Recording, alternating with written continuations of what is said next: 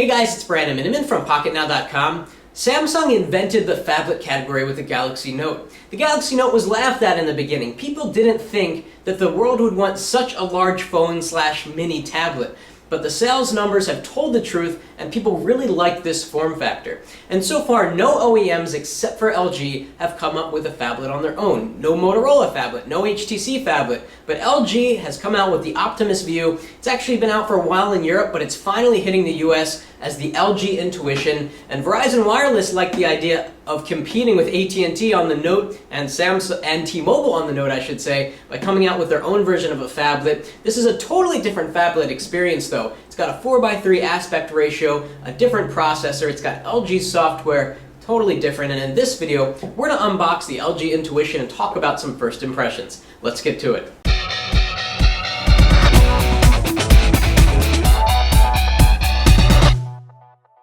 And I've just been really eager to see this device firsthand. I haven't yet. So let's talk about specs while we're unboxing it. It's got a Snapdragon S4 dual-core processor running at 1.5 gigahertz, the same chip that you find in the US version of the Galaxy S3 and many other phones. It's got a gigabyte of RAM. It's got a 4:3 aspect ratio display instead of the 16:9-ish of the Note 2, and the Note 1 kind of has a weird in-between 16:9 and 4:3. And it's on Verizon, so it's got 4G LTE. Let's take a look at what we have in the box. Whoa! This thing is huge! Oh my goodness. This thing looks like a large square. Oh my goodness. Next to the Galaxy Note, makes the Galaxy Note look very much rectangular. This thing is monstrous. Is this really a phone? This is a joke. No, I'm just kidding. This is actually extremely big, but it's actually very thin, which is kind of nice. So we're going to take a look at that, get some first impressions. Let's see what LG does, because apparently there are some cool accessories in here, like NFC tags. That's always fun. Start here, and there should be a stylus in here. This is not the S Pen. This is called, well, it's got some really strange name, but I want to take this out and compare this pen to the pen that you get on the Galaxy Note. And I'm wondering if this slides into the device. It's got a rubberized tip, which is totally different than what you get with the Galaxy Note. You get a plastic tip on the Galaxy Note, and of course the Note 2 has a thicker tip and a thicker body here. So kind of a nicer look to the LG pen. It's got a nice little chrome accent down here. So we'll look at that later. We've got chargers in there. Let's get this stuff out of the way. Let's take off these plastic covers. There are a lot of them. Okay, I just removed the, looks like a micro SD door. Whew, this thing is so big. I don't know if this is going to fit into a pocket. Well, maybe it should. It's not, to be honest, it's not that much wider than the Note. We're going to compare them in a sec. But, you know, out of the box, this thing is just a tank. So let's see, compared to the Note. Yeah, it is a good 3 to 4 millimeters wider than the Note. It's definitely thinner than the Note, which is nice. It's got to be. But we've got a 1024 by 768 resolution screen, so it should be super clear, super crisp. Let's boot this on for the first time. We've got even more plastic all around. What is this? Oh, that's really nice. A nice action on that USB door. You don't really see that nowadays. We're going to press and hold the power button here and turn this on. And nothing has happened. Maybe that's not even the power button. Let's look around the device. Oh, maybe the power button's over here. That would make sense. Duh. Okay, so it just vibrated. It's got a 3.5 millimeter headphone jack here. Microphone, plastic galore. And here we've got, oh, this is interesting. The button on the right is the 3 dots from Ice Cream Sandwich to kind of show that it's the menu button. We've got multitask, home, and back. Okay, we've got 4G LTE.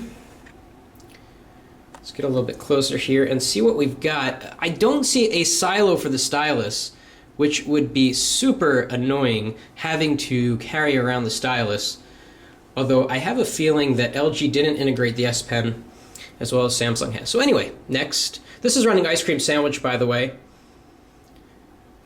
Activate your phone. All right, well, we'll put a SIM card in here and get back to you in a sec.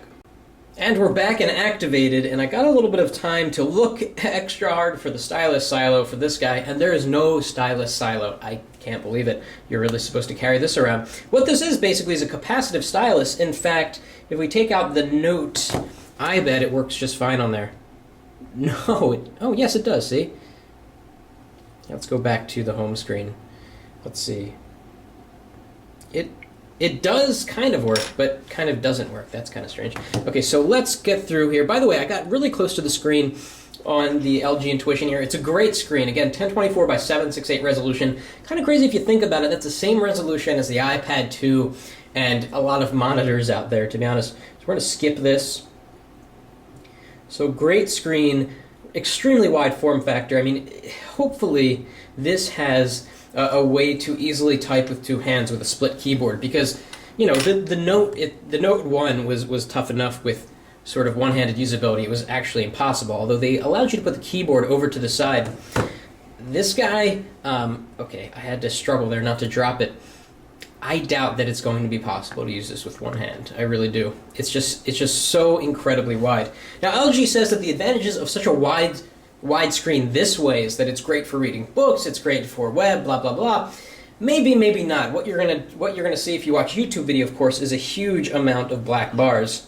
Okay, Backup Assistant Plus, we don't care about that. No, please, please no, do not do this. Okay, my battery's dry. I'm just gonna uncheck everything. All right, let's get to the home screen so that we can experiment a little bit and check out web browsing performance speed. I want to see how the S4 works in this particular device, because it works great in the Galaxy S3 and a lot of other devices out there that have the Snapdragon S4 chip in there. Okay, so not now. Done with setup. Finally, here we are. Almost. Overlap two icons to create a folder. Yes, I know that. Okay, so here we are. This is the LG interface here, and it's definitely nice and smooth. We've got, of course, the pinch out feature. And wow, look how many icons you get on the bottom. It's one of the cool parts about having such a wide screen, I suppose, is that you can fit so many icons on the screen. Probably more surface area, definitely more surface area than you get on the Note. Let's look closely up at the screen at the play icon. You can see it's very crisp, very clear. I can tell you that it has very nice colors on this display. And let's go into the web browser. We're not going to go over Wi-Fi right now. We're going to keep it over 4G LTE, although it's asking, do not use Wi-Fi, remind me later. Gesture guide, okay. Pull up the toolbar to see the button. Okay, we'll get to that later. Just want to give you a first impression here really quick. So let's go to Pocketnow.com. I'm using the stylus, but I don't really need to. And wow, look at this keyboard. Holy moly, it's wide. It is wide and uncomfortable. I feel like I'm typing on a Nexus 7. I've got to say, it's a big keyboard. All right, so here we go. Loading Pocketnow.com. Let's move around on the page once it's loaded. See if we get any checkerboards or any blank spots. No, pretty good. Definitely not the jelly bean smoothness that we've come to expect recently. Let's zoom in, see how long it takes to clear up. A lot of white space there. So we're loading another page right now. I'm going to move around on the page. We've got this little gray bar on the bottom, which I'm curious about, which is kind of a way that LG has hidden away some device functions. Kind of a cool idea, actually, to keep it out of sight and out of mind. Web browsing on this guy seems kind of cool, actually, because you get so much of the page, and this is a really nice screen.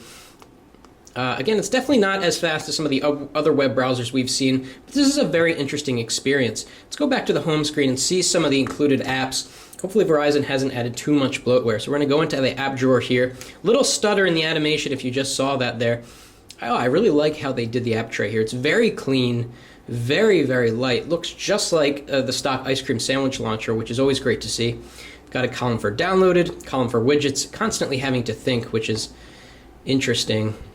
In terms of apps, we've got Audible, we've got Guided Tour, Verizon apps, Verizon Hotspot, that's important to have, My Mobile Verizon, Setup Wizard, Smart. There's a lot of LG and Verizon stuff on this. So anyway, first impressions of the LG Intuition is that it is huge. That might be a good thing, that might not be a good thing. I'm actually going to use this as my daily driver for a period of time to really get a feel for how this device is in day-to-day use. I hope it fits into my pocket. It'll fit into my pocket, I checked.